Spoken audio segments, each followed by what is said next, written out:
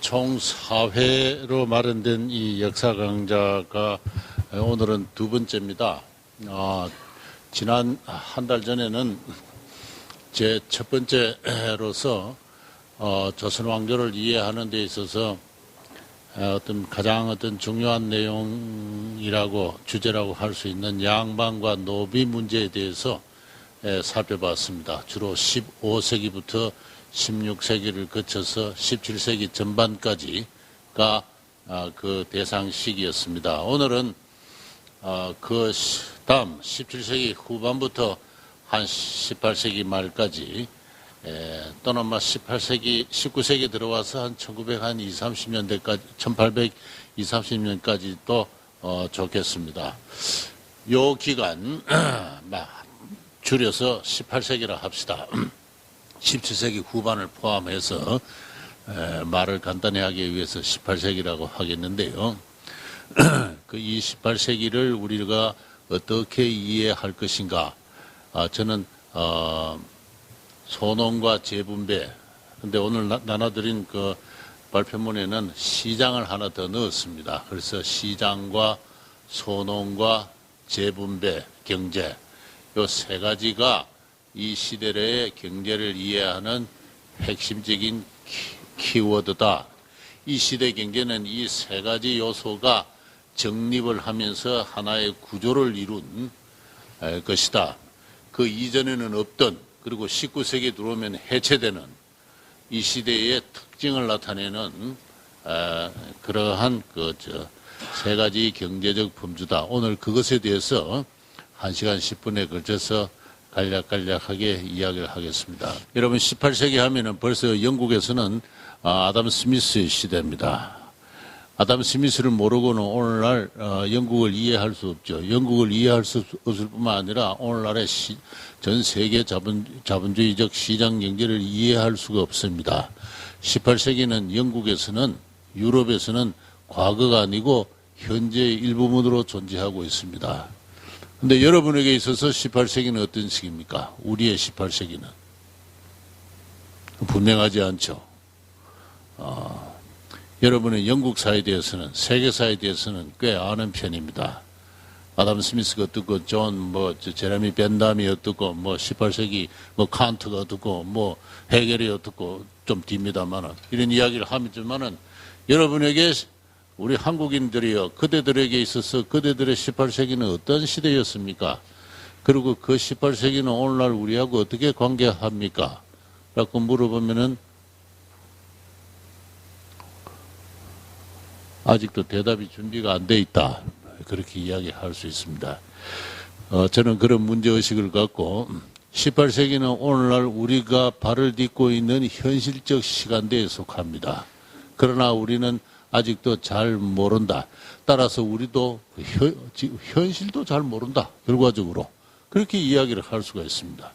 그래서 그런 의미에서 먼 옛날 이야기가 아니고 현실의 일부분이다 하는 그러한 긴장감을 갖고 이 시대를 봐주시면은 오히려 이해를 좀 더 흥미진진하게 어떤 지적인 어떤 그러한 탐구, 투쟁이 있지 않을까 그렇게 생각합니다. 이 보여드리는 슬라이드는요, 쌀값의 그 변동입니다. 우리 한국사에서 최초로 쌀값이 동전으로 표시되어 가지고 이렇게 들쑥날쑥 움직이고 수요 공급의 상황에 따라서 이렇게 움직이기 시작하는 것, 소위 쌀의 시장이 성립한 것은 18세기부터다. 그렇게 이야기할 수가 있습니다. 좀 이따 말씀드리겠습니다만 18세기 들어와서 농촌의 시장이 성립했습니다. 농촌의 시장이 성립하게 되니까 사람들이 이 시장에서 이전에 보지 못했던 새로운 현상을 보게 됩니다. 쌀값이 시장이 열릴 때마다 달라요. 다르다. 그래서 그걸 기록하기 시작합니다. 쌀값은 누가 정합니까? 아무도 정하는 사람이 없습니다. 시장에서 상인들과 농민들과 어떤 자유거래 과정에서 그렇게 성립하는 것이죠. 소위 아담 스미스적인 표현에 하면은 보이지 않는 손에 의해서 결정이 되는 겁니다. 미리 예측할 수가 없는 것이죠. 그러니까 사람들은 쌀값을 기록하기 시작합니다. 옛날 양반들은 일기를 다 썼어요. 일기를 썼습니다. 현재 양반의 일기 가운데서 쌀값이 기록 나오는 최초의 일기는 경상도 고성 저 바닷가 고성에 있는 구상덕이란 사람의 일기에서 최초로 그 쌀값에 관한 정보가 발견이 됩니다. 이 양반은 쌀값뿐만 아니고 보리값, 포값, 그다음에 뭐 소금값, 뭐 고기값, 뭐 한 대여섯 종류를 매우 5일마다 자기 일기에 적습니다. 쭉 적는다 이 말이죠. 쭉 적습니다. 저는 이 쌀값만 이렇게 표현하기 시작했습니다. 그 개 양반가의 일기뿐만 아니라 농촌에 가면은 마을마다 계를 했습니다. 계를 할 때도 계를 하면 이제 계답이 있죠. 그 계답에서 나오는 소출을 팔아서 그 동전을 바꾸어 가지고 그 동전을 갖고 동네의 공용을 위해서 사용을 합니다. 그러면은 계답의 소출을 장애가 나가 팔면은 그 기록이 있죠. 계에는 유사가 있습니다. 그 유사가 장에 가서 얼마 팔았다 하는 기록을 남깁니다. 기록을 남기고 봄, 가을로 개 모임이 있으면은 유사가 그걸 보고를 하고 그 다음에는 다른 유사가 그 요사이 말로 감사를 합니다. 감사 보고를 하고 이렇게 해서 이제 쭉 그 마을마다 계를 하는데 쌀값의 기록이 나타나기 시작하는 게 또 18세기부터예요. 18세기부터. 그래서 저와 제 제자들이 지방에 다니면서 그런 기록들을 많이 모았습니다. 많이 모아가지고 경상도에 가면은 지금 현재 남아 있는 기록 가운데 가장 오래된 것은 전라도 영암에 가면은 월출산이 있죠. 그 밑에 어느 마을에 문씨들이 살고 있는데 이 문씨는 1744년부터 지금까지 뭐 한 300년 가까이 됩니까? 그 기록을 쭉 이어오고 있어요. 이어오고 있습니다. 그래서 저는 35년까지만 여기. 근데 좀 더 올라가면 경상도로 가면은 옥산서원이라는 데가 있어요. 그 옥산서원이라는 데서도 서원답을 관리하면서 동전이 필요하니까 쌀값을 기록한 장부가 있습니다. 그래서 옥산서원에 가면은 서원의 수입과 지출부가 있는데 그걸 조사해도 쌀값이 쭉 나옵니다. 이렇게 장기간에 걸쳐서 쌀값을 알 수 있는 기록을 남겼다는 의미에서 우리 조상은 그래도 세계적으로 상당히 문명 수준이 높은 그러한 조상들이었다 이렇게 이야기를 할 수 있습니다. 이걸 쭉 보면은 장기적으로 우리나라 경제가 어떻게 변해왔는가를 알 수가 있어요. 굉장히 단기적으로 이 플럭추에이션이 심하다. 날카로운 첨탑들이 많이 그려지고 있는데 이것은 역시 생산 충격이 많고 주기적으로 3년 내지 7년에 걸쳐서 3년 소환, 7년 대한이라는 속담이 있습니다. 3년의 작은 흉년, 7년의 큰 흉년이 한 번씩 뜨는데 그때마다 날카로운 첩답을 그리면서 쌀값이 이제 이렇게 변동하기 시작하는데 그러나 이때까지만 하더라도 1830년대까지만 하더라도 나름대로 일정 수준에서 어떤 정상성을 갖고 있습니다. 변동을 했지만 원상태로 돌아오는 어떤 안정성을 갖고 있어요. 안정성을 갖고 있습니다.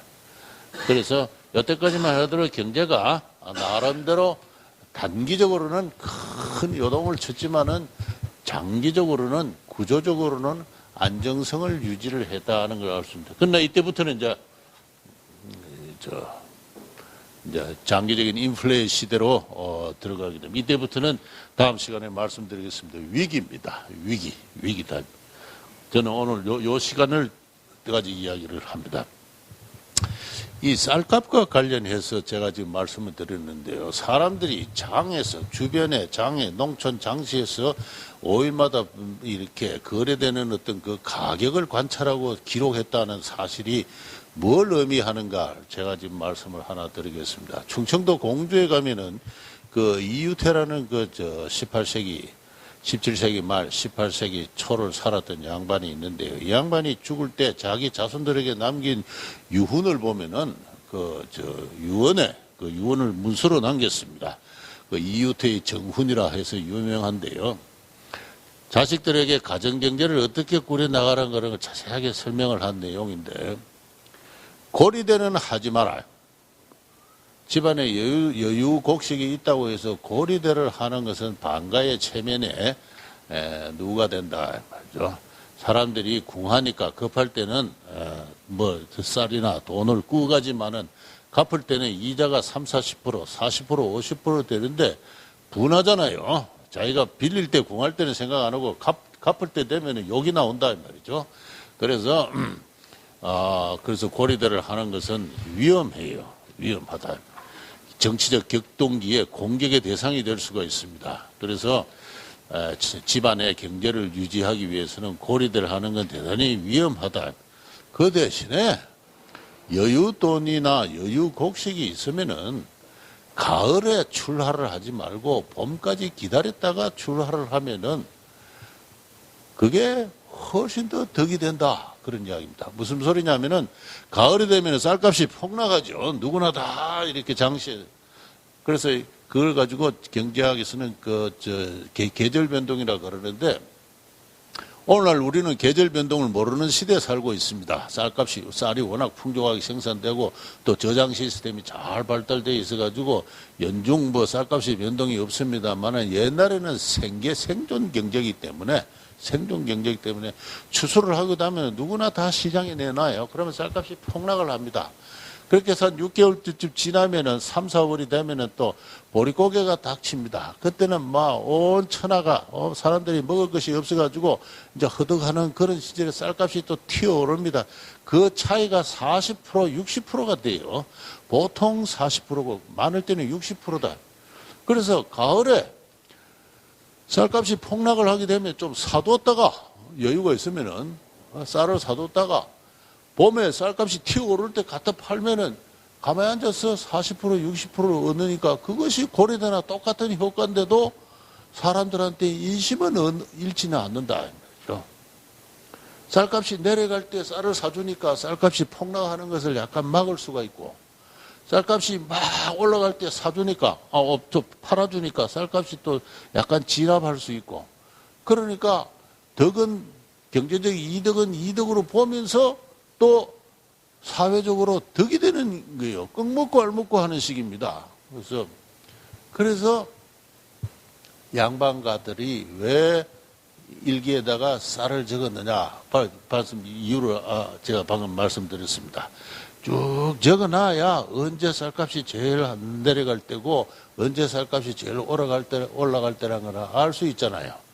그래서 가정경제의 어떤 효율적인 대처를 위해서 쌀값의 변동을 아는 것은 이미 거기에 대한 대응을 소홀히 할 수 없는 중요한 정보가 되는 겁니다. 그래서 누구나 다 일기에다가 물가를 적기 시작했어요.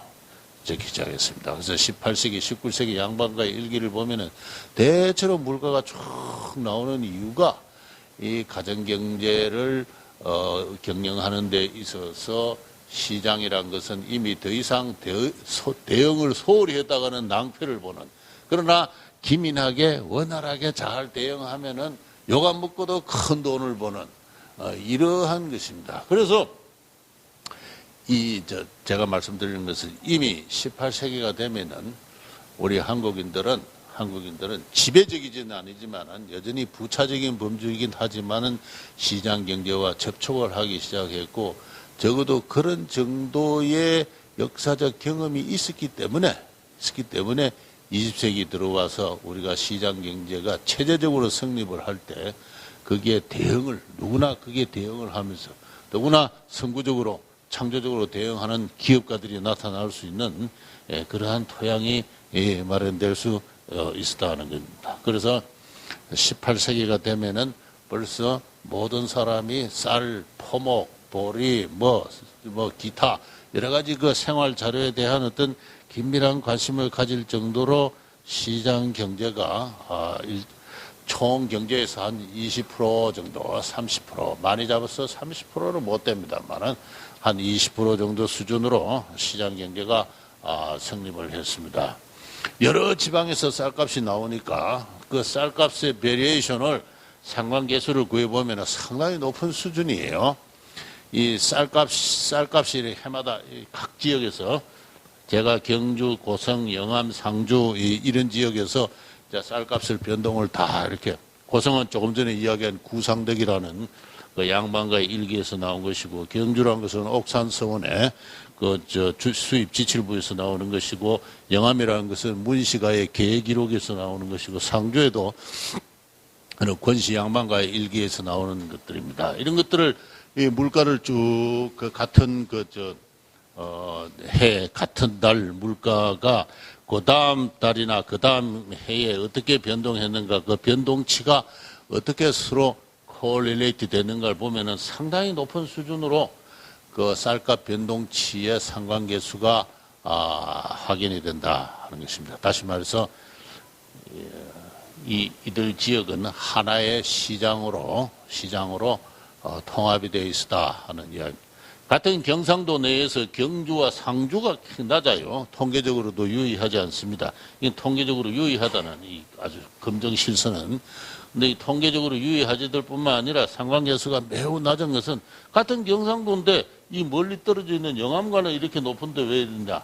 얘는 배가 못 다닙니다. 그래서 얘는 육지와 육지로는 역시 그 교통수단이 운송 비용이 너무 크기 때문에 시장 관계가 없습니다. 배가 다닐 수 있는 강과 바다로 연결되어 있는 이 남부 지역은 꽤나 높은 수준으로 배로 이동하는 선상들의 활발한 상행위를 통해서 하나의 시장으로 통합되어 있었다. 그래서 18세기 전반에는 우리 한국인들은 남부 지방에 가나 다른 지방은 정보가 없어서 잘 모릅니다. 수집한다고 수집한 정보는 전부 경상도 전라도에서 많이 나오는데요. 왜냐하면 그 지역에서 그 오래된 양반가나 양반 촌락이 발달되어 있기 때문에 그렇습니다. 그래서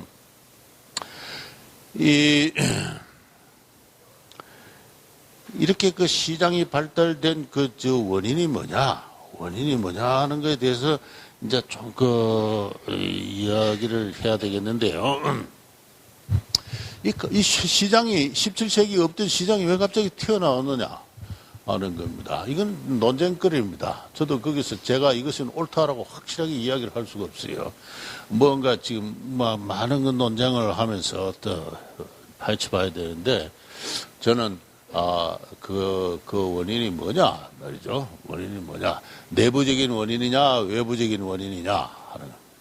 그래서 내부적으로 농업 생산력이 발달해서 이렇게 시장이 발달했느냐, 아니면 외부적인 어떤 그 무역이 발달해서 시장이 이렇게 발달했느냐, 두 가지 큰 선택지를 놓고 우리가 서로 이제 이렇게 따져볼 수가 있는데, 제 지금 입장은 제가 드린 노트에도 그렇게 쓰였습니다만은 무역이다 말이죠. 17세기 후반에 1660년경부터 생각지도 않았던 해외 시장이 조선을 찾아왔다 그런 겁니다.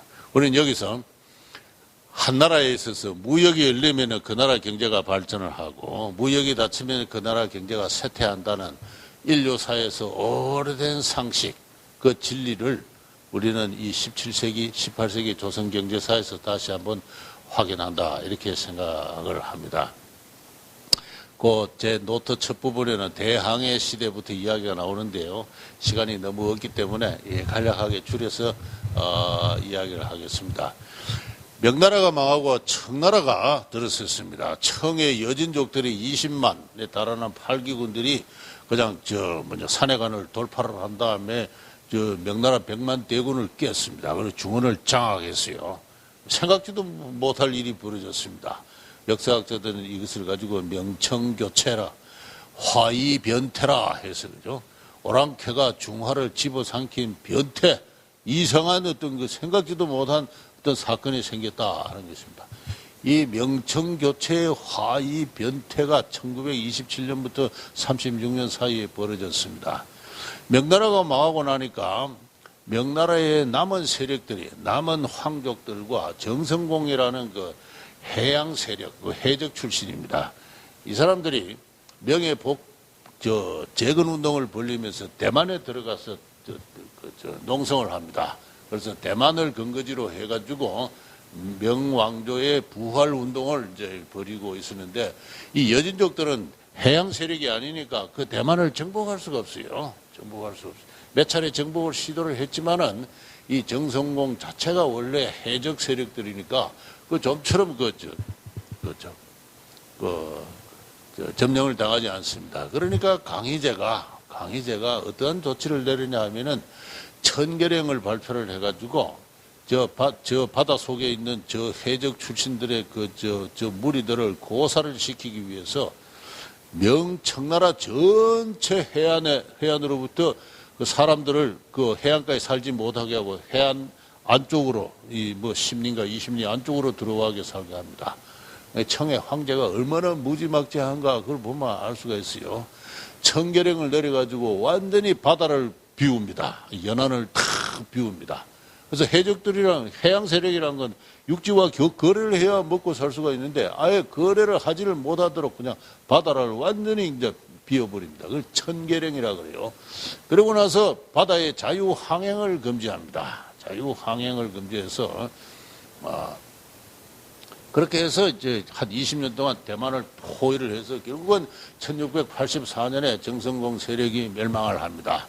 그래서 강희제는 그때 비로소 명나라를 최종적으로 해체시켜버렸다 이렇게 이야기를 할 수 있습니다.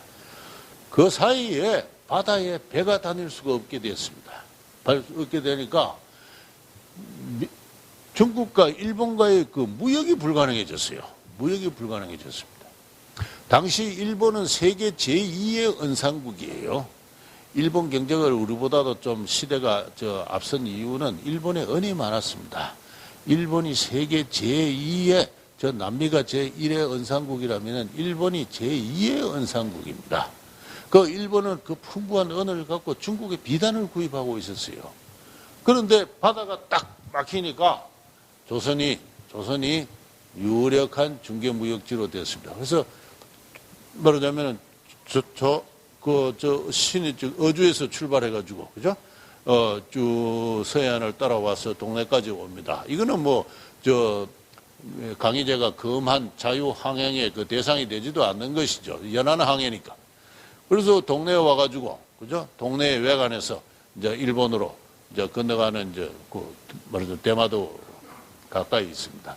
바로 이 루트가 수지 맞는 중개무역, 일본의 은이 중국으로 건너가고 중국의 비단이 일본으로 건너가는 이러한 그 시장이 갑자기 조선 왕조를 찾아왔습니다. 일본의 게이오 대학에 다시로라는 여류 여성학자가 대마도의 종가 문서, 대마도를 지배한 그 영주들을 종시인데요. 그 종시가의 문서를 샅샅이 뒤지고 연구한 결과 그 한일 근대 무역사라는 아주 두터운 훌륭한 책을 썼습니다. 그 책에서 비로소 밝혀진 사실이에요. 1660년부터 1720년 사이에 연간 한 20톤 정도의 은이 일본에서 중국으로 가고 그다음에 거기에 상응하는 중국의 비단이 일본으로 갔습니다. 중간에 중개를 하는 조선 상인들이 그 절반 이상을 이문을 남겼어요. 그러니까 연간 10톤 이상의 은이 조선에 떨어졌다. 그게 한 60년 지속됐다고 보세요. 한 600톤 가까이 되는 은이 조선에 떨어졌다 이런 이야기입니다. 그래서 저는 아직도 좀 더 자세하게 분석을 해야 되는데 그 다시로 선생의 그 연구의 성과에 기초해가지고 갑자기 조선 왕조의 시장이 나타나고 농촌의 장이 막 열리고 그다음에 물가가 막 이렇게 변동하는 거 사람들이 물가를 기록하기 시작하고 행동 양식이 달라졌습니다. 왜 이렇게 됐느냐? 그건 바로 생각지도 않았던 어떤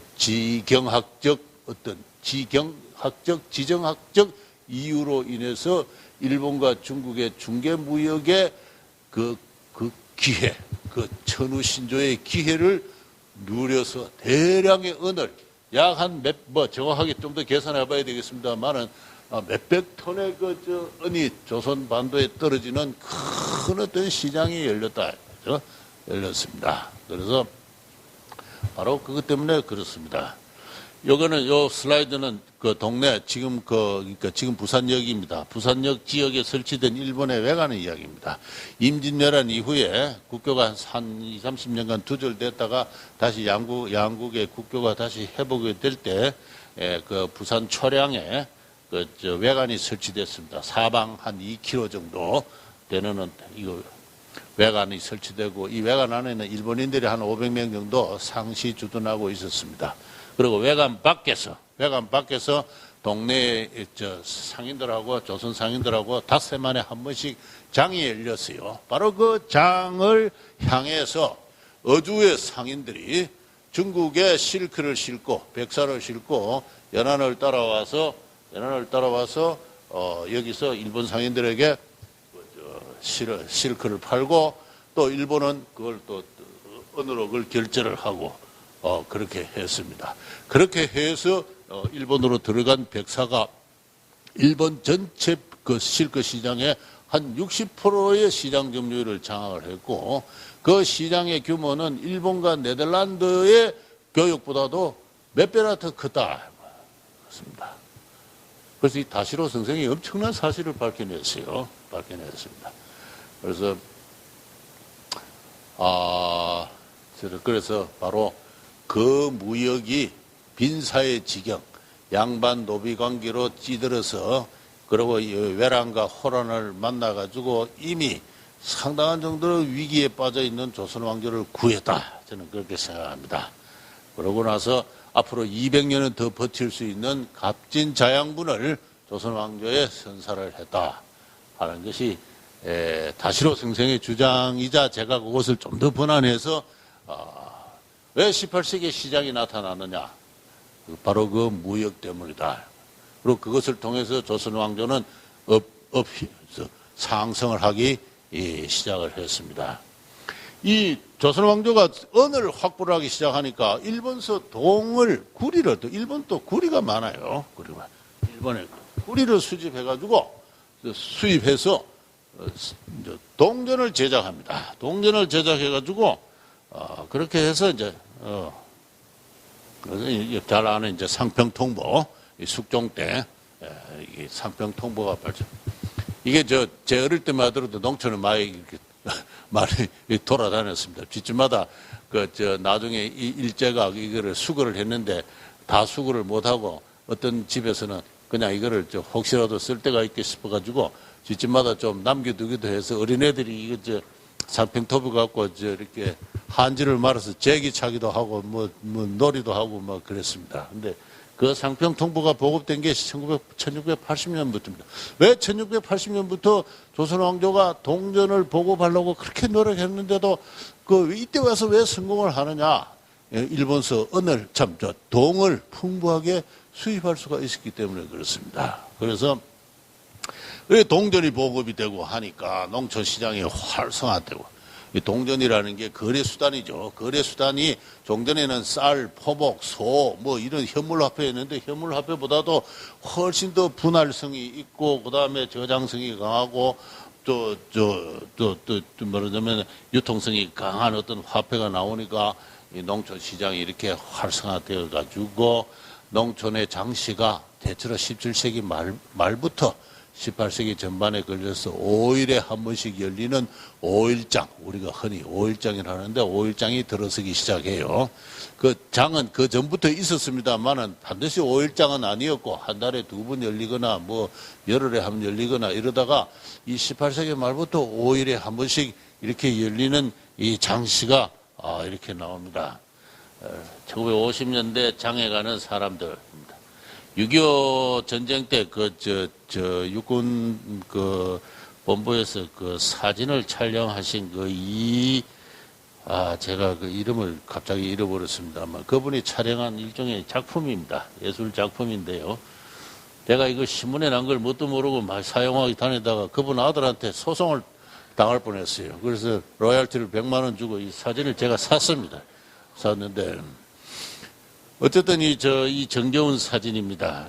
우리 시골에 지금부터 60년 전만 하더라도 사람들이 5일에 한 번씩 이렇게 저 아낙네들이 머리에 이고 남정네들은 저 지게를 쥐고 이렇게 해서 장에 대체로 6km 걸어가면 장이 하나 있고 그 반경 6km 안에 인구가 한 2만 정도 삽니다. 그 2만 내지 15,000 되는 인구가 요 장을 중심으로 해서 총 가정경제의 약 한 25% 내지 30%를 시장에 내다 팔고 또 구입하고 하는 이러한 어떤 시장 살림을 했다는 거. 이런 것이 1770년에 되면은 전국적으로 한 1070개의 장씨가 들어서기 시작하고, 이건 장씨는 계속 19세기 들어오면 다음 시간에 이야기하겠습니다. 위기니까 감소합니다. 그러다가 20세기 들어와서 계속 증가해서 1970년대까지 장씨는 증가해요. 이 전기시는. 한국에서만큼 이 농촌 전기시가 5일마다 열리는 전기시가 꾸준하게 1970년대까지 확장된 것은 대단히 세계적으로 이례적인 현상입니다. 이례적인 현상인데 왜 장씨가 그렇게 장기간 생명력을 갖고 장기간 존속하고 오히려 번영을 했는가? 그것도 수수께끼예요. 아직 학자들은 충분히 다 대답을 하지 못하고 있고 이 지리학자들 사이에서는 논쟁도 있고 합니다. 어쨌든 1970년대까지 완강하게 존속하면서 발전했던 농촌 장씨가 18세기 초, 17세기 말, 18세기 초에 들어서기 시작했고, 그것이 인간들의 경제 생활에 있어서는 대응을 소홀히 했다가는 낭패를 보는 그러한 하나의 경제 부분으로서 그것이 성립한 것이 18세기 경제의 하나의 중요한 특징의 하나다는 걸 말씀을 드리고 싶습니다. 인구가 이렇게, 시장이 이렇게 증가하니까 인구가 증가해요. 시장이라는 것은 교환의 가능성을 보정을 하는 것이죠. 시장이 없을 때는 사람들은 무엇을, 이건 교환이 될지 말지 모르니까 생산을 할 수가 없습니다. 이게 아담 스미스의 국부론을 보면 교환의 전제로서는 시장이 반드시 있어야 된다라고 이야기를 합니다. 참 아담 스미스의 그 위대한 통찰력이에요. 시장은 저절로 생겨나는 것이 아니라 어떤 원인에 의해서 주어지는 겁니다. 주어지면은 거기에 맞춰서 사람들이 시장에 나가면 뭘 팔 수 있다. 교환의 가능성이 전제되니까 생산을 분업적으로 편성을 합니다. 그래서 분업을 하게 되면 생산성이 올라가게 되죠. 총소득이 늘어나게 됩니다. 그렇게 해서 사람들이 부분적이나마 시장 생산을 시장에서 교환을 전제로 한 생산을 하게 되고, 그에 따라서 총 생산이 늘고 하기 때문에 인구가 증가합니다. 그래서 17세기 비해서 18세기 중엽, 18세기 말이 정점인데요. 인구가 증대하니까, 인구가 얼마나 증대했느냐. 요거는 경상도 상주목 단동면이라는 데인데, 낙동강을 타고 배가 올라갈 수 있는 마지막 지점이 이 단동면이에요. 이거 유명한 그 주막이 있고 하는 그 동네입니다만은, 그 지역에 조선왕조의 토지대장이 남아있어요. 그 토지대장을 양안이라 그러는데, 그걸 보고, 1634년과 1720년을 비교하면은 총 소유자가 467에서 681로 증가하는 해 있는 걸 볼 수가 있습니다. 토지도 282결에서 277결로 변함이 없거나 약간 줄었습니다.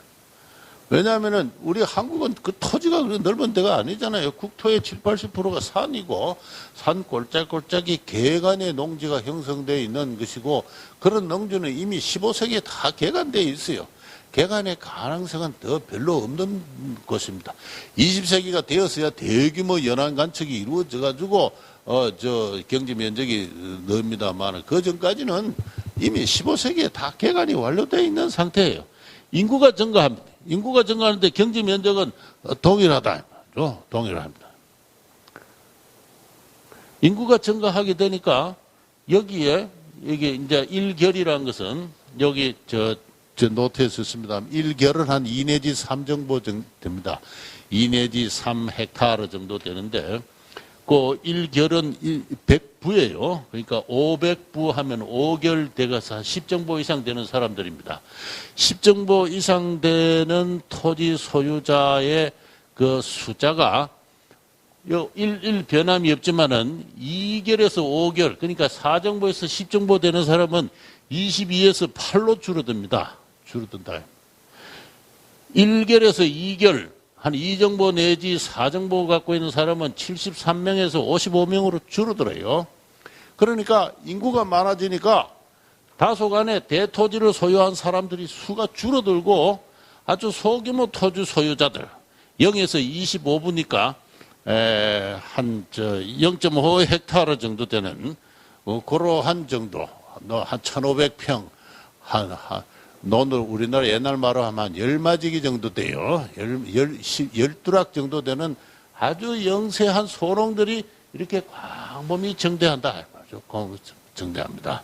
왜? 인구가 정대하고 토지는 정대하지 않으니까. 그런데 상속은 분할 상속입니다. 우리 전통적인 상속제는 분할 상속제예요. 분할 상속제입니다. 형제가 여럿이 있으면은 아버지가 그 형제들에게 뭐 재산을 다 골고루는 아니지만 조금씩 다 나눠주는 그런 그 분할 상속제적인 전통을 갖고 있는 사회에서 경제는 고정되어 있는데 인구는 증가하니까 이러한 현상이 발생한다. 그래서 소규모 토지 소유자들이 광범위 정대하고 영세 아주 상대적으로 많은 토지를 소유한 사람의 숫자가 줄어들고 합니다. 그래서 이러한 그 현상들. 그래서 이 18세기 이후가 되면은, 지난 시간에 제가 15, 16세기에는 양반가들이 노비가 한 200구, 800구씩 가졌고, 그 다음에 토지도 2,000두락씩, 3,000두락씩 가고는 큰 부자들이 있었다고 하는데, 18, 9세기가 되면은 큰 부자가 없어집니다. 경상도 지방이나 충청도 지방에서 큰 부자라 하더라도 종갓집이라 하더라도 15, 16세기에 비한다면 규모가 아주 작아집니다. 그래서 종갓집이라 하면 제위답 정도 중심으로 해서 한 2, 300두락 정도 가지면은 농촌에서 그래도 가장 잘 사는 그런 정도가 되고 나머지 대부분의 사람들은 영세한 열마지기 10두락, 20두락, 20두락만 가지면 벌써 그는 부자가 되는 것이고, 한 10두락 정도, 한 0.5 헥타르 정도 되는 어떤 그러한 조그만 토지에 목숨을 메고 사는 그런 소농이 중심이 되는 그러한 경제체제로 이행을 한다. 이행을 한다는 것입니다. 제가 조금 전에는 그 토지대장을 말씀드렸는데, 토지대장뿐만 아니고, 요거는 경작 규모죠. 그 토지를 토지 소유하고 토지 경작은 다르죠. 토지 소유가 적으면은 그 대신에 집안에 노동력이 많으면은 나무집으로부터 소작지를 빌릴 수가 있죠. 빌릴 수가 있습니다. 토지는 많이 있는 노동력이 적으면은 소작지를 내어줄 수가 있습니다. 그렇게 해서 소작지를 고려한 경작지와 소유 규모는 서로 상이한데, 그래서 경작 규모는 어떻게 되는가를 제가 조사를 해보니까 이거는 이제 두락입니다. 두락인가 분가. 하여튼 상대적으로 상청농 숫자는 이렇게 감소를 하고 아주 노트에 자세히 써 있습니다만 아주 소규모 10두락 전후에 0.5 헥타르 전후에 소빈농들이 그 프로테지가 이거는 비율입니다. 비율이 이렇게 요 상청농이 차지하고 있는 경지 비율이 50%에서 10% 이하로 줄어들고 그죠? 소빈농들이 차지하고 있는 경지 비율이 25%에서 75%까지 증가한다. 아주 소규모 경작농들이 이렇게 쭉 증가합니다. 그래서 아주 소규모 토지를 갖는 소농들이 농민들의 일반적인 존재 형태로 확산되어 가는 소농의 사회가 형성되어 간다는 것입니다. 이거를 제가 오래전에 이렇게 조사한 건데, 여러 지방에 있어서 토지 경작의 규모가 어떻게 변하고 있는가를 쭉 제가 한 18세기 중반부터 19세기 말까지 조사를 해봤는데, 이 전부 한 12개의 케이스가 제가 조사를 했는데요. 농민이 100명이다 하면은 상청 10%니까 위에서부터 10명, 200명이라 하면은 위에서부터 20명. 그 상청 10%의 농가가 전체 경지에서 차지하는 점유율이 어떻게 되는가, 그걸 쭉 보니까 전반적으로 쭉 감소를 하고 있습니다. 그러니까 많은 토지를 경작하고 있는 대농들이 점점 숫자가 줄어들고, 이들이 경작하고 있는 토지는 전부 소규모 농민들에게, 이렇게 소빈농들에게 그 토지가 경작되기 시작. 따라서 소규모 경작의 소농들이 점점 일반화하는 그와 같은 것입니다. 제가 이런 논문을 쓰기 전까지는 우리 학계에서는 어떤 학설이 있었느냐 하면은 김용섭 교수의 유명한 분홍설이 있었습니다. 경영형 분홍설. 지금도 국사책에 보면은 그 설이 마치 통설인 것처럼 이렇게 나와 있는데요. 여기 연세대학에 계시는 분이, 우리나라 농업도 영국의 농업처럼 자본주의적 분홍이 발전하고 있었다. 그래서 자본가적 대차지농이 발전하고 있었다. 그래서 영국의 자본주의적 농업이 발전할 때 보면은 요맨이라든가 젠트리를 중심으로 한 자본가적 대차지농이 나타납니다. 그래서 100헥타르, 200헥타르, 심지어는 1000헥타르까지도 대규모 농장을 뜬 에이커를 농장주들이 나타나고, 그래서 농업 노동자를 고용을 합니다. 그래서 농업 노동자를 고용한 대농장주들이, 자본가적 농업 경영가들이 영국에서 나타나는데, 우리 한국에서도 그와 같은 자본가적 대차지농들이 나타나기 시작했다. 라고 이제 이런 주장을 했어요. 그게 1964년인가 했는데, 그때 학계가 막 그 주장을 손뼉을 치고 환호를 했습니다. 와, 우리 역사도 그냥 조금만 더 쓰면 자본주의로 될 만한 역사였는데, 제국주의가 일찍 침입 들어오는 통에 그 자본주의 맹하의 시가고만 발표해버렸다.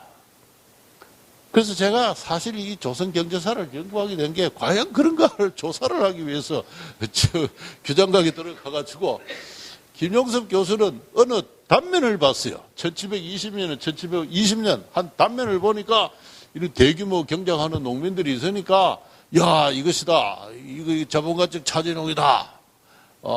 캐피탈리스트 파마들이다. 라고 이제 주장을 했습니다. 근데 저는 그건 증명이 안 됐다고 생각했어요. 장기적으로 어떻게 돼가는지 봐야지 말이지. 어떤 한 단면에 있어서, 어떤 크로스 섹션에 있어서 대규모 경작하는 농민들이 있다고 해서 그게 자본가적 차지농이라고 할 수 없지 않느냐. 그래서 저는 이제 규장각에 들어가가지고 한 지방, 한 마을 것으로서 시간을 달리하는 사례들을 이렇게 12개를 수집을 했습니다. 수집을 해가지고 이 18세기부터 19세기 말까지 어떻게 변하는가를 보니까 모든 사례에서 예외가 없이, 한두 개, 단기적으로는 예외가 있습니다만은 상청농들이 점유하고 있는 토지가 지속적으로 감소하고 있다. 그래서 제가 비판을 했어요. 한 단면만 보고 그렇게 이야기할 수 없다. 장기적으로 보면은 한국에서는 경기는 작고 인구는 증가하고, 그런 가운데 상청농의 토지 점유율은 지속적으로 감소하고 있어서 영국처럼 이 양극 분화가 되는 것이 아니라 표준화가 되고 있다. 소농 표준화 주장을 했습니다. 그랬더니 그 참 위대하신 선생님께서는 대답을 안 해요. 대답을 안 하고 지금까지 있습니다만은, 우리 한국에서는 이 자유롭게 토론하고 하는 그런 전통이 없습니다. 없고, 그래서 당신은 이런 문제가 있습니다라고 공격을 받으면은 대응을 해야 됩니다. 학자가 근데 이분은 대응을 안 해요. 평생 대응을 안 하고 지금까지 대응을 안 하고 있습니다. 그리고 그 밑에 제자들은 또 우리 선생님 학습을 하면서 지금까지 또 그렇게 하고 있고요. 그래서 저는 지금 요사이 교과서 논쟁도 벌어지고 있지만, 우리가 좀 더 허심탄회하게 이렇게 이렇게 논의를 할 수 있으면 좋은데 현실적으로는 그렇지는 못해요. 우리한테는 그런 지적 전통이 아직 좀 부족합니다. 약간 옆길로 샜습니다만, 어쨌든 이렇게 소규모 토지를 경작하는 농민들이 광범하게 번영했는데, 이거는 나중에 알고 보니까 일본도 중국도 다 그래요. 다 그렇습니다. 동아시아 수존농업, 동아시아 농업에 있어서는 다 공통된 현상이에요. 중국도 보니까 15세기 명나라 초에서 19세기 말 청나라 말기까지 인구는 무려 몇 배나 증가했는데 경제는 증가하지 않았습니다. 경기의 평균 경제학 보면은 3분의 1로 줄어들었어요. 줄어들었습니다. 일본도 마찬가지입니다. 일본도 마찬가지. 이걸 가지고 일본의 하야미 아키라라는 사람이 유명한 근로혁명서를, 요거는 조금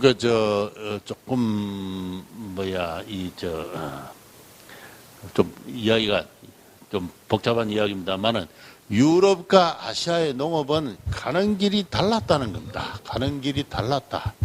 아시아의 농업은 논농사예요. 논농사는 넓고 크게 경작해서는 망합니다. 망하고 좁고 작게 경작해서 정밀하게 제초노동을 하고, 제초노동을 해서 김매기를 2분 할 때, 김매기를 3분 할 때, 김매기를 4분 할 때, 잡초 제거에 그렇게 정성을 들이면 들을수록 고생산성이 올라가요. 그러니까 작은 토지에 많은 노동을 투입해가지고 고생산성, 고소득을 추구하는 것이 아시아의 농업 발전의 기본적인 코스입니다. 그걸 가지고 Industrious Revolution, 그죠?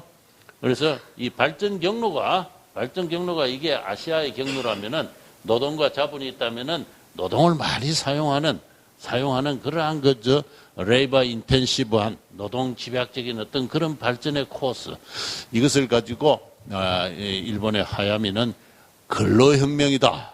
그러나 유럽에는 노동력이 부족하죠. 미래 쌀에 비해서 인구 부양력이 한 4, 5분의 1밖에 안 됩니다. 쌀이란 게 그만큼 그 인구 부양력이 높은 작물입니다. 그래서 유럽에는 항상 노동력이 부족하기 때문에 노동 절감적인, 그래서 자본을 사용하는, 기계를 사용하는 그러한 인더스트리얼 레볼루션 쪽으로, 산업혁명 쪽으로 나아갔다면은 일본과 중국은 인더스트리어스한 근로혁명 쪽으로 나아갔습니다. 18세기 일본의 경제가 계속 성장하고 있지만 인간들의 키는 더 작아지고 있어요. 인간들이 소가 돼가지고 그만큼 열심히 합니다. 일본의 농촌에서는 18세기가 되면 소나 말이 없어져요. 소나 말이 없어지고 인간이 괭이를 들고 땅을 팝니다. 소나 말이 쟁기질 하는 것보다도 괭이질이 땅을 더 깊숙하게 팔 수가 있어요. 쟁기를 갖고 이렇게 땅을 갈면은 아무리 많이 갈아봤자 10cm 이상을 못 갈아요. 좀 깊게 갈자고 15cm 정도로 쟁기를 꽉 눌러서 갈다가는 소가 잘못하면 죽습니다. 그런데 인간은 괭이질을 하면은 20cm까지도 흙을 파낼 수가 있어요. 그래서 소나 말이 없어지고 인간이 괭이를 잡은 인간이 소가 되어가지고 땅을 팝니다. 그러니까 소득 수준은 올라가지만 너무나 고된 노동을 통해 가지고 인간의 신체는 더 왜소해져요.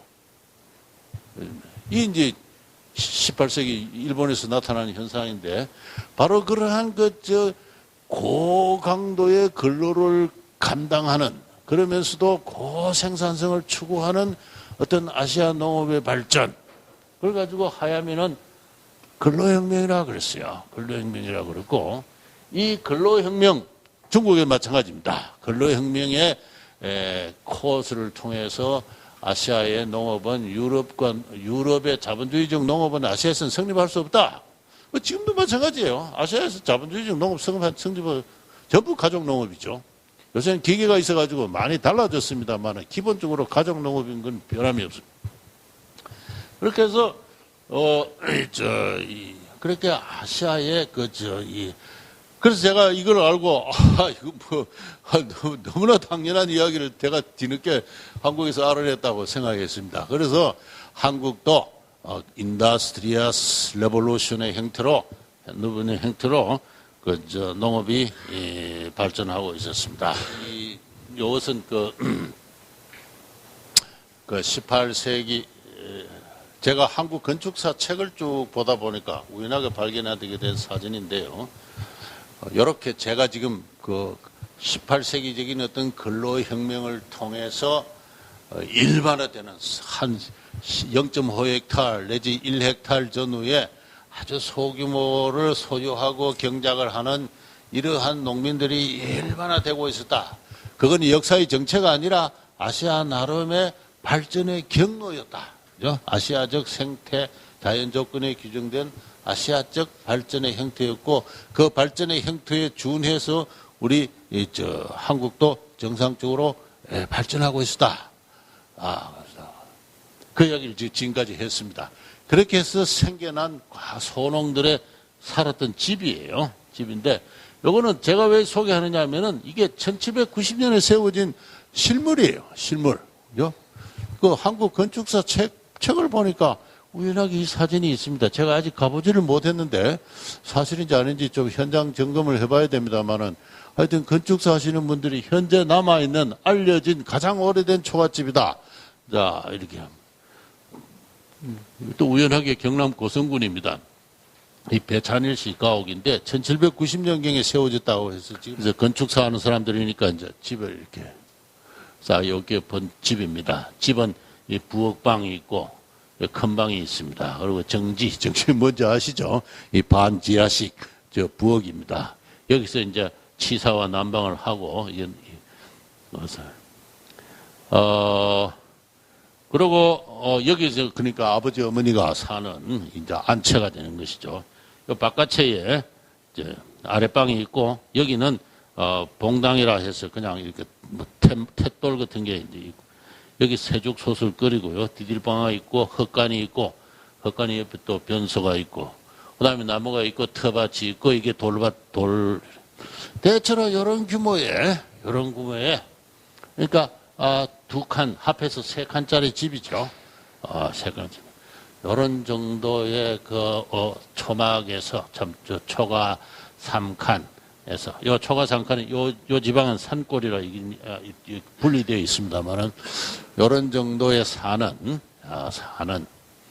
하나의 규모를 갖는 한 0.5헥탈 내지 1헥탈 정도를 경작을 하는 소농들 그리고 토지에 붙어가지고 소처럼 일을 하고 그래서 고생산성을 추구해서 좁은 토지에서 가정경제가 꾸리될 수 있는 최대한의 소출을 얻기 위해서 필사적으로 노동을 하는 그러한 인간 유형들이 이러한 그 주거 공간에서 생겨났습니다.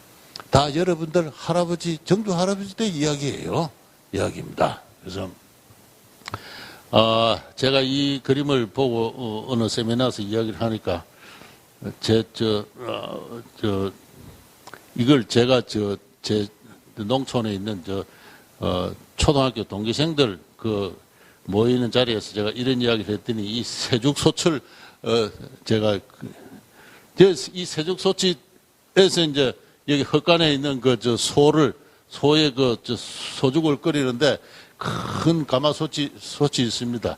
이 이제 추석이나 설날이 되면 여기에 이제 물을 데펴가지고 온 식구가 목욕을 합니다. 목욕을 하는데 이 새죽솥에다가 물을 데펴가 목욕을 했기 때문에 제사를 지내려고 다 막 서로 이렇게 한 줄을 서면은 다 옆에서 소 냄새가 났다고 그럽니다. 저는 그런 기억이 없습니다만 제 친구 가운데는 새죽솥에 대해서 그런 집안의 가정경제의 어떤 이야기를 해주는 친구들이 있었습니다. 이런 정도의 소규모 살림살이를 갖는 소농들이 생겨났다. 그 다음에는 집안에서 나오는 게 이제 외양간에서 소나 돼지의 분뇨에다가 이제 짚을 섞어서 이렇게 발효를 시켜가지고 저장한 태비라 그럽니다. 태굽이라 그러기도 하고. 그 다음에는 또 인간들이 방출하는 분뇨에다가 아까 변소 있죠. 이 변소란 것은 그냥 요사이 화장실의 개념이 아니고 저기다가 분해를 생산하는 하나의 공장과 같은 것이에요. 똥과 오줌을 누고 나서는 반드시 그 아궁이에서 나오는 재를 덮어가지고 버물러가지고 섞어서 그것을 한쪽에 저장을 해야 됩니다. 저장을 해야 되는데, 그래서 가정경제 룰이 그렇게 그래서 똥오줌 하나하나가 가정경제를 재생산하는 어떤 에너지의 순환 시스템에서 중요한 역할을 하는 것이죠. 그래서 어린애들 누는 오줌, 어린이 누는 똥까지 합쳐가지고 또는 돼지나 또 소가 생산하는 똥오줌까지 합쳐가지고 모두가 정밀하게 관리되는 에너지 관리 시스템이 가정경제 내에서 성립합니다. 그래서 최대한의 에너지를 확보를 해야 작은 토지로부터 소위 특히 밭에다가 2년 3작식이라 해서 제 노트에 자세하게 썼습니다만은 보리도 심고 조도 심고 그다음에 보리조 콩도 심고요. 2년에 3번 농사를 합니다. 2년 3작식이 윤작법이 발전하는데 이 2년 3작식 윤작법은 당대 일본이나 중국에서도 찾아보기 힘든 아주 고수준의 집약농법이에요. 이 고수준의 집약농법을 성립시키기 위해서는 이 비료 확보가 그렇게 중요합니다. 그래서 비료를 위해서 남이 버리면 내가 줍는다. 작은 비용으로 이득을 본다. 잠깐의 수고로 오래 편하다. 법을 엄하게 영을 무섭게 한다. 남이 버리면 내가 줍는다. 길거리를 다니다가 남들이 엉터리 같은 주의 깊지 않은 농부가 소똥을 버리고 갔다. 그럼 가서 잽싸게 주스라 이러는데 새벽 일찍이 일어나가지고 또 길거리에 나가가지고 말이지 말똥을 주스라. 사람이 다니는 곳에 오줌통을 작은 비용으로 큰 이득을 본다. 오줌통을 하나 만들어가지고 갖다 놓으면은 오줌통이 있으면 사람들이 거기 오줌을 넣을 거 아니냐. 그죠? 이런 이야기입니다. 이렇게 해서 아주 집안의 비료를 관리하는 어떤 행동 규칙이 발달합니다. 이 수원의 우하영이라는 농학자가 있는데요. 배고픈 사람들이 와서 한 소쿠리에 밥을 요구할지언정 기꺼이 주라. 그러나 한 종발의 재를 요구할 때는 절대 주지 마라. 이렇게 이야기합니다. 그것도 그 사람이 남긴 어떤 농서에 나오는 겁니다. 남한테 한 소쿠리의 밥은 줄지언정 한 종발의 재를 줘서는 안 된다. 그만큼 에너지 관리가 중요한 어떤 그런 조그만 토지에 소규모 가족 농업이 살아남기 위해서 얼마나 필사적인 행동 원리를 지금 발달시키는가. 제가 이 18, 19세기 농서에서 본 이런 이야기들, 우리 경제사 하는 사람들은 상당히 알려진 이야기입니다만, 정주영 씨 자서전을 읽다가 깜짝 놀라고 똑같은 이야기를 발견했어요. 이 정주영 씨 자서전, 이 땅에 태어나서 자기 집 이야기를 쭉 합니다. 그래서 가난한 살림에 형제는 6이나 되었고 합니다.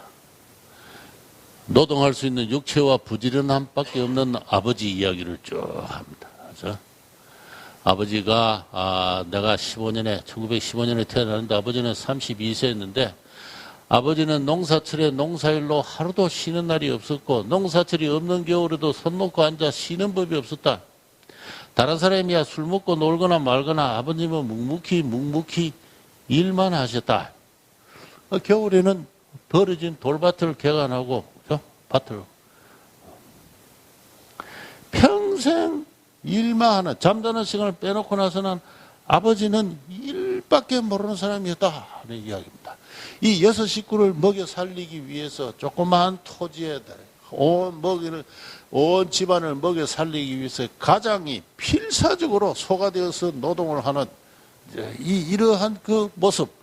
비단 정주영 씨 아버지뿐만 아니에요. 우리 한국인들의 모든 가정에서 정주영 씨 어머니는 어떻게 했느냐. 그 옛날에는 밭농사의 인분이 어떤 그림이었다. 그래서 어른이나 아이나 남의 집에 마시를 갔다가도 돼지 오줌통을 차면서 정신없이 놀다가도 대소변이 마르면 반드시 자기 집으로 가서 볼일을 봐 중요한 걸음에 보태곤 했다. 할아버지 서당에 한번 이제 이분 정주영 씨의 할아버지가 훈장님이었던 모양이에요. 그래서 서당에 서당에 한문 공부를 하는 아이들도 예외가 아니어서 용변이 보고 싶으면 공부 중간에도 걸음에 보태기 위해서 제가 그럼 자기 집으로 내달라 가서 거기서 소변을 보고 다시 집에 돌아왔습니다. 물론 동네 아니니까 이제 이런 일이 가능하겠죠. 그게 귀찮은 아이는 아무데나 그냥 버리곤 했는데 그 걸음이 아까웠던 어머니는 어느 날 콩을 볶아 들고 나와서 아들에게 지금부터 서당 옆에 놓아준 오줌통에 소변을 보는 사람에게 콩을 주겠다. 이래서 그 오줌을 또 모읍니다. 이 서유구가 이야기한 이게 소비 대덕, 작은 투자를 해서 큰 이물을 얻는다. 이 바로 이런 행동이에요. 서당에 가 있는 애들도 소변이 물으면 집으로 쫓아간다. 안 하면은 아버지나 할아버지한테 매를 맞아요. 아까 보면은 영을 엄하게 세운다 하는 것입니다. 영을 엄하게 세운다. 너 이놈 막 아까운 비료를 어디다가 흘리고 다니는 거냐 하면서 회초리 맞습니다. 그래서 그런 행동 원리가 발달되는 거예요. 그래서 한 가정 경제를 꾸려 나가기 위해서 온 가족이 행동 원리를 통일해서 이 가정 경제를 꾸려 나가기 위한 그 모습들, 이런 자료들을 모으면 꽤나 돼요. 꽤나 됩니다. 이 정주영 씨뿐만 아니고, 이 정주영 씨 자서전을 읽어보면은 정주영 씨라는 하나의 인간 자체가 갑자기 튀어나온 것이 아니다는 걸 알 수가 있습니다. 우선 근로밖에 모르는 근로혁명으로 충분히 단련된 아버지로부터의 그 유전자가 있었던 것입니다. 그리고 집안 식구 전체가 하나의 가정경제라는 것도 일종의 기업이에요. 기업입니다. 가장이 말이지 뭐 노름이나 하고 말이죠. 술이나 먹고 이러면 그 집안은 망하는 거예요. 옛날에는 생존 경제이기 때문에 아차 하면은 그냥 한번 빛에 그 장리에 덫에 걸리면은 그 집안은 망합니다. 얼마 안 해서 일가가 보따리를 살고 그냥 유랑생활을 나갈 수밖에 없어요. 없습니다. 그래서 그런 생존의 벼랑에서 온 식구가 살아남기 위해서 소처럼 일하면서 그리고 최대한의 그름을 확보하기 위해서 온 식구가 이렇게 행동을 통일시키는 이와 같은 그 가장에 지휘하여서 하나의 가정 경제가 이루어지는 그러한 어떤 성장 환경과 배경 그 위에서 정주영 씨가 태어난 거예요. 태어난 거다. 정주영 씨만이 아니고 우리 한국인들 모두가 대부분이 이러한 소농경제의 무서운 단련을 받고 그 생존의 벼랑에서 살아남은 사람들이다 하는 그런 이야기입니다. 자, 여기서 중대한 어떤 지난 시간에 설명한 것과 관련해서 노비제가 해체되기 시작했다. 노비제가 해체되기 시작. 15, 16세기에 조선 농촌 사회의 인구의 40%나 차지했던 노비들이 사라지기 시작했다. 노비들이 사라지기 시작했다. 왜? 이 소농 경제가 발전을 하게 되니까. 이 가족, 근로혁명의 행동 원리에 기초한 하나의 소농 경제가 발달하기 때문에 따라서 노비제가 해체되기 시작했다. 우선 아까 인구가 증대하기 시작했죠. 상업 경제가 발달하고 총생산이 증대하고 그래서 인구가 증대하겠다. 인구가 증대하기 시작하니까 노비 인구의 상대적 가치가 하락했어요. 하락했습니다. 노비를 거느린다는 것 자체가 굉장히 관리 비용이 많이 듭니다. 그래서 차라리 노비보다는 머슴이 좋다. 그렇죠? 머슴이란 거는 연간 고용 계약이죠. 연간 계약.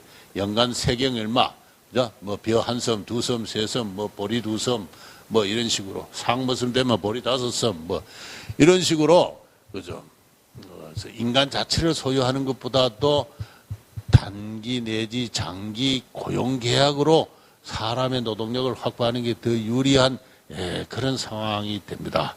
그리고 노비들도 이제는 도망을 쳐서 일가의 힘으로 자립할 수 있는 소농으로 자립할 수 있는 경제적 여건이 형성되니까 시장도 생기고 그다음에 소규모 토지에서 어떤 농업 생산을 많이 늘릴 수 있는 농법도 발달하게 되고 하니까 노비들이 도망도 많이 가고 관리할 수도 없고 하니까 노비제가 해체되기 시작합니다. 해체되기 시작해서 요거는 울산부 농소면인데요. 18세기 초에 인구의 30%가 노비였습니다. 30%. 연두색이 노비인데요. 요게 16세기로, 17세기나 16세기로 올라가면 이게 40%까지 올라간다는 이야기를 지난 시간에 했습니다. 18세기 초에 1729년에 30%나 되던 노비 인구가 하다가 1827년 되면 10% 수준으로 이렇게 내려옵니다. 그래서 농촌에서 노비 인구가 전체 인구의 10% 정도로 줄어듭니다. 지방마다 달라요. 경상도 진해 지방에는 한 3%, 4%까지 내려가는 걸 보고, 대구 지방은 이거보다 좀 더 높습니다. 근데 이게 이쪽으로 다른 지방에서는 어떤지 지금 통계를 우리가 알 수가 없는데, 전체적 감을 잡아서 19세기 말이 되면은 인구의 한 10% 정도가 노비로 남고, 노비 인구가 줄어들다. 그러면 그 전체 인구의 한 40%나 되던 게 어떻게 10% 줄어들었느냐? 그는 다시 말해서 이것들이 전부 다 자립적 소농으로 이렇게 조그마한 일가 창립을 통해서 소농으로 자립할 수 있는 그러한 경제적 여건이 시장의 성립과 더불어 생겨났기 때문이다. 그 다음에 조선왕조의 그 노비 정책도 바뀝니다. 바로 이게 영조라는 어떤 그 훌륭한 임금이 있어서 그런데요. 영조는 노비들의 인권을 지지를 해서 지난번에 설명을 했죠. 양인과 천인이 상민과 노비가 결혼하면 그 자식은 무조건 노비다 하는 이 종천법을 폐지를 하고 종량법을 만든 사람입니다. 영조죠. 영조 자신이 궁중에 자기 아버지 숙종이 궁중에 무술이 그 비하고 비슷한 여자하고 교습해서 생산한 그 영조예요. 영조 자신이 그런 자기 그 혈통에 좀 콤플렉스가 있는 사람이기도 했습니다. 그렇게 해서 그냥 임금이 되자마자 그냥 노비들의 인권을 위해서 노비들을 함부로 때린 종로에 말이죠. 그 양반가의 아녀자들이 노비를 함부로 때려서 죽였을 경우에는 여자들 불러내서 태형을 치기도 했습니다. 그래서 좀 특별한 경우긴 했지만은 그만큼 그 노비의 사적 린치를 금지했을 뿐만 아니라 특히 여자비에 대해서 공을 걷는 것, 이거는 여자 몸에 대한 공은 천하에 없다. 그래서 그 참 유명한 말을 남겼어요. 어떻게 여자의 몸으로부터 공을 받느냐? 그래서 여비로부터의 공은 천하에 없다 하면서 그 폐지시켰습니다. 폐지시키고, 그리고 멀리 사는 노비가 도망을 갔을 때 쫓아가서 잡아오는 그 추노 행위도 금지를 하거나 합니다. 그렇게 해서 그 영조라는 임금이 노비제 해체에 큰 역할을 했어요. 이게 바로 영조 연간에 팍 떨어집니다. 그래서 저는 조선 왕조의 임금 가운데는 영조가 제일 훌륭한 임금이다. 그렇게 생각합니다. 그래서 세종이라는 사람은 노비제를 만든 사람이라 그러죠. 만든 사람인데 세종보다 훨씬 더 훌륭한 임금이 영조예요. 그래서 그런저런 이유로 해서 또 정치적 환경도 변하고 또 실학이라는 조선 성리학의 발전 형태에서 노비제를 비판하는 사람이 나타납니다. 노비제 비판하는 사람이 처음으로 성호, 이익 이런 사람들이 나타납니다. 그래서 노비제를 폐지하자고 주장한 사람은 안 나타났어요. 끝내 그런 사람은 조선왕조에는 없었습니다만은, 그러나 노비를 지나치게 가혹하게 사역하는 것에 대한 부끄러움, 다 같은 하늘의 적자고 임금님이 백성인데 그래서 성호성생은 길을 가다가 자기 노의 묘를 보고 거기에 제주를 술을 올리면서 노비의 신세의 그 고달픔에 대해서 동감하는 그런 시를 짓기도 하고 그렇게 했습니다.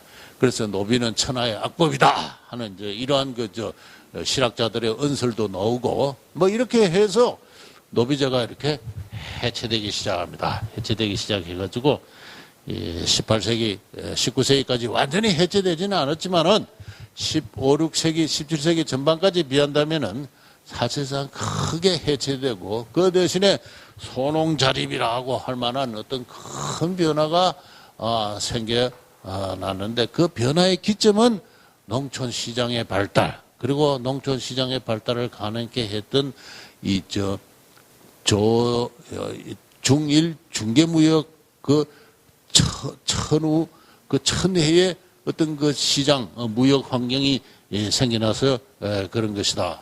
그러면은 제가 지금 이제 시장의 발전이 있었다. 무역의 발전이 있었고, 농촌 시장의 발전이 있었고, 그에 따라서 총생산이 증가하고, 인구가 증가하고, 그에 따라서, 노비제가 해체될 수밖에 없는 어떤 그러한 어떤 그 요소 조건들이 성립을 했고, 그 인구가 증가하기 때문에 소규모 토지 경작이 발달했는데, 그럼에도 불구하고, 인구는 계속 증가하고 있었으니까, 좁은 토지에 많은 노동력을 투입해서 고소득을 추구하는 소농의 행동 원리가 발달했고, 그러한 소농의 행동 원리에 기초한 어떤 조선적인 근로혁명이 진행되고 있었던 그런 상황이다. 지금 그게 이제 그런데 이 소농과 시장만으로는 경제 통합이 달성되지가 않습니다. 달성되지 않고 최종적으로 조선 왕조는